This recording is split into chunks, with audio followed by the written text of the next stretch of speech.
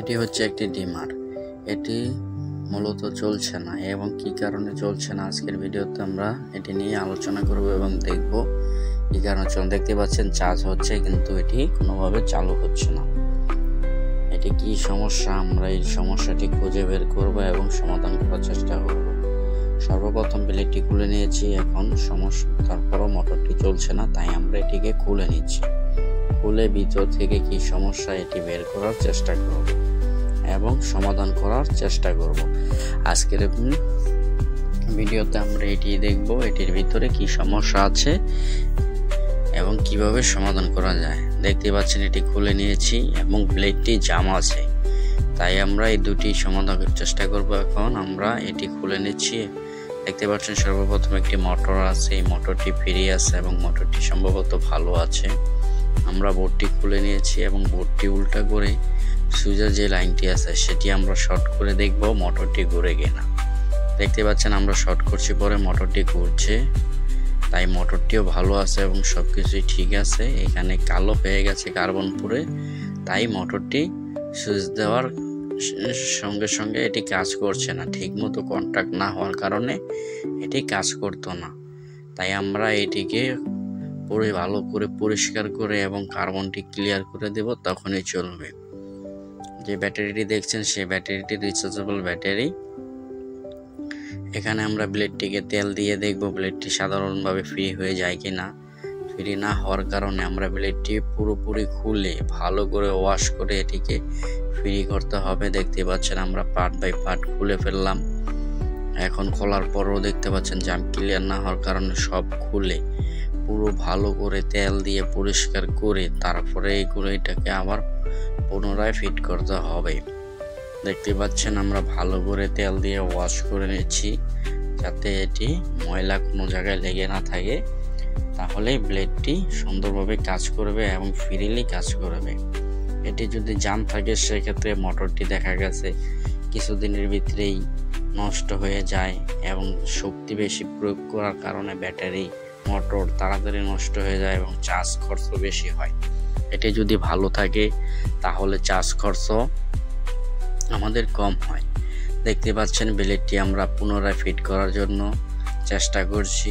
এই ব্লেডটি ফিট করতে আমাদের বেশ কিছু সময় লেগেছে, কারণ এটি ফিটিং করতে বসাতে আমাদের একটু কষ্টই হয়েছে, একটু এলোমেলো হয়ে যাওয়ার কারণে আমাদের বসাতে একটু সময় লেগেছে। তারপরও আমরা এটিকে ফিটিং করতে সক্ষম হয়েছি। দেখতে পাচ্ছেন আমরা ব্লেডটিকে স্প্রিংটি বসাতে মিলাতে একটু সময় লেগেছে। আমরা এটি লাগানোর একটি ভাও আছে, সেই ভাওটি দেরিতে বোঝার কারণে একটু সময় লেগেছে। দেখতে পাচ্ছেন আমরা এখানে বসিয়ে এটিকে মিলাতে পারছিলাম না, এখন আবার উল্টা হওয়ার কারণে এটি খুলে আবার ভাও করে স্প্রিংটি বসাতে হবে। এইভাবেই আমরা এটিকে বারবার চেষ্টা করার পরে এক পর্যায়ে এটিকে ফিটিং করতে সক্ষম হয়েছি। দেখতে থাকুন আমরা এটি কিভাবে ফিট করি। আপনারা দেখতেই পাচ্ছেন আমরা বারবার চেষ্টা করেছি, সবসময় যে এক চান্সে হয়ে যায় সেটি না, আমাদের অনেক সময় লাগে। কোনো ক্ষেত্রে দেখা গেছে কোনোটা 5 মিনিটে হয়ে যায়, আবার কোনো সময় দেখা গেছে অনেক সময় লেগে যায়। দেখতে পাচ্ছেন স্প্রিংটা আমাদের মিলাতে বেশ সময় নিয়েছে। এখন আশা করি এটি বসে যাবে, কিন্তু বসেনি। দেখতে পাচ্ছেন আমরা ভালো করে আবার পুনরায়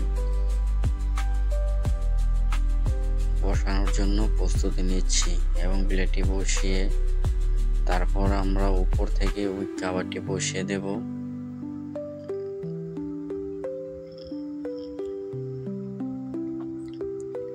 দেখতে পেলেন এখন মিলে গেছে আশা করি, তাই আমরা দ্বিতীয় নাটটিও সমান করে বসিয়ে লাগিয়ে দেব এবং দেখতে থাকুন ব্লেডটি মিলে কিনা।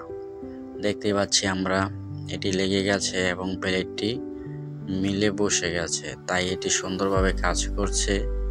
আমরা আবারও এটিকে তেল দিয়ে নেব যাতে এটি আরও ফ্রি হয়ে যায় এবং ময়লা থাকলে পড়ে যায়। দেখতে পাচ্ছেন এখন ভালোভাবে কাজ করছে, তাই আমরা যে বোর্ডটির মধ্যে ময়লা ছিল সে বোর্ডটিকে পরিষ্কার করে মোটরটিকেও ভালো করে পরিষ্কার করে নিয়েছি। এখন এখানে যে ময়লাটা আছে এবং কার্বন পড়ে গেছে সেটি পরিষ্কার করে ভালো করে পরিষ্কার করে আমরা তারপরে সুইচটি ফিটিং করে দেব। দেখতে থাকুন আমরা এটি কিভাবে ফিটিং করি। সুইচটি একটু গ্যাপ বড় হয়ে যাওয়ার কারণে আমরা চাপিয়ে দিয়েছি এবং কার্বন থাকার কারণে এটির মাথাও আমরা সুন্দর করে ক্লিন করে দিয়েছি যাতে সুন্দর করে সুইচটি কাজ করতে সক্ষম হয়। এখানে যে গার্ডটি ছিল সেটি আমরা বসিয়ে নিলাম এবং মোটরটি আমরা পুনরায় বসিয়ে নেব। দেখতে থাকুন আমরা এটি কিভাবে ফিটিং করি। দেখতেই পাচ্ছেন এখানে বসানো হয়ে গেছে। এখন আমরা এটিকে আবার কাভার যেভাবে ছিল সেভাবে পুনরায় ফিটিং করে আগের অবস্থানে ফিরিয়ে নিয়ে যাওয়ার জন্য এটিকে চেষ্টা করছি। দেখতে পাচ্ছেন বসানো হয়ে গেছে। এখন আমরা কাভারটি লাগিয়ে দেখব এটি চলে কিনা। দেখতেই পাচ্ছেন আমরা সুইচ দেওয়ার পরে মোটরটি ঘুরছে না। এখন সমস্যাটিকে আবার খোঁজার জন্য আমরা যখন পিছনে চাপ দিয়ে ধরছি তখন মোটরটি ঘুরছে ভালোভাবে, কিন্তু যখন কেচিং লাগাচ্ছি তখন এটি সাপোর্ট পাচ্ছে না, যার কারণে সুইচ দিলে বোর্ডটি পিছনের দিকে সরে আসছে। তাই আমরা পিছনে একটি কাগজ দিয়ে জাম করে দেব যাতে পিছনের দিকে এটি সরে না আসে কোনোভাবেই। দেখতে পাচ্ছেন এখন মোটরটি চলছে, তাই আমরা স্ক্রু ফিট করে ফেলেছি। এটি সুন্দর করে লাগিয়ে ফেলছি। লাগানোর পরে আপনাদের আবার চালিয়ে দেখাবো। দেখতে পাচ্ছেন মোটরটি খুব সুন্দরভাবে চলছে। এখন আমরা ব্লেডটিও লাগাবো, চার্জ দিয়ে দেখছি চার্জ হচ্ছে কিনা। এখন ব্লেডটিকে আবার তেল দিয়ে তারপরে ফিটিং দিয়েছি। দেখতে পাচ্ছেন ডিমারটি খুব ভালোভাবে চলছে। এখন যে সাইডে না ইটে আছে সেটা যখন আমরা বসাতে গেছি তখন দেখছি সেটি লাগছে না, তাই আমাদের পুনরায় স্ক্রুগুলো লুজ দিয়ে পুরোপুরি না খুলে স্ক্রু লুজ দিয়ে সেটিকে বসিয়ে নিচ্ছি।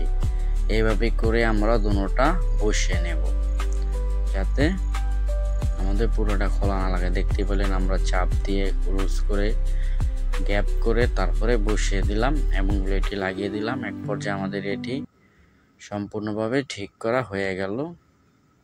এখন চার্জ দিয়েও দেখতে পাচ্ছি সুন্দর আছে, চলছে এবং চালু দিলেও মেশিন চলছে। দেখতে পেলেন এটি আমরা কিভাবে ঠিক করব।